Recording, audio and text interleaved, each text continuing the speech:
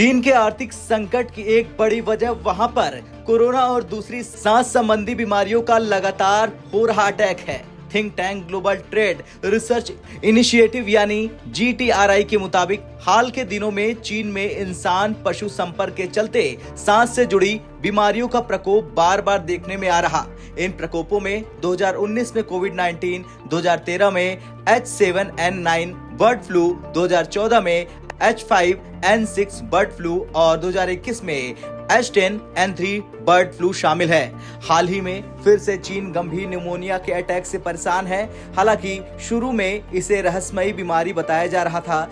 ऐसे में बार बार आ रहे ये गंभीर बीमारियों के अटैक चीन की सप्लाई चेन को नुकसान पहुंचाकर वहां की इकोनॉमी पर कड़ा प्रहार कर रहे हैं। इसके असर से बड़ी बड़ी कंपनियां चीन से निर्भरता खत्म करके दूसरे देशों में कारोबार शिफ्ट करने या वापस अपने देश लौटने पर विचार कर रही। ऐसे में ये भारत के लिए एक बेहतरीन मौका साबित हो सकता है, लेकिन इसके लिए जरूरी है कि भारत को अपने सप्लाई चेन को मजबूत बनाना होगा। इसके साथ ही अपने हेल्थ सेक्टर के इंफ्रास्ट्रक्चर में निवेश करना होगा। इसकी बड़ी वजह यह है कि चीन ने जिस तरह कोविड-19 से निपटने में गलती की है, वैसा भारत ना करे। अगर इस तरह की महामारियों से निपटने के लिए भारत तैयार रहेगा, तो फिर उसके लिए चीन का विकल्प बनना आसान हो जाएगा।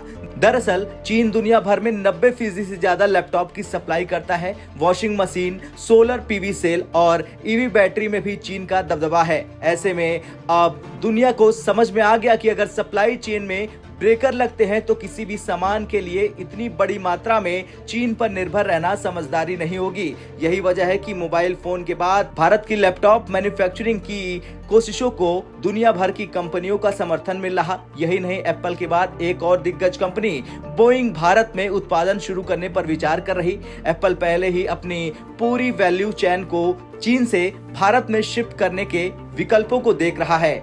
दरअसल भारत में सप्लाई चेन को लाना इसलिए भी आसान है क्योंकि यहाँ पर लेबर की अच्छी खासी तादाद है। डिजिटल इंफ्रास्ट्रक्चर ऑपरेशन को चलाने में मददगार है। लॉजिस्टिक इंफ्रास्ट्रक्चर में निवेश किया जा रहा। सप्लाई चेन के डाइवर्सिफिकेशन के लिए कई देशों से नजदीकी है। इसके अलावा उभरते बाजारों पर पहुंचने के लिए एक रणनीतिक स्थान है और कम लागत, किफायती मैन्युफैक्चरिंग के साथ ही एक मजबूत कानूनी सिस्टम है। ऐसे में ग्लोबल मैन्युफैक्चरिंग हब बनने का भारत सरकार का मकसद पूरा करना मुमकिन है। इसके लिए भारत सरकार को अब केवल मैन्युफैक्चरिंग के रास्ते में मौजूद ब्रेकर्स को हटाने पर काम करना होगा। अब आपका क्या कुछ कहना है? क्या भारत बनेगा एशिया का किंग या भारत बन चुका है इस वक्त एशिया का किंग? आपका क्या कुछ कहना है? कमेंट कर जरूर बताएं।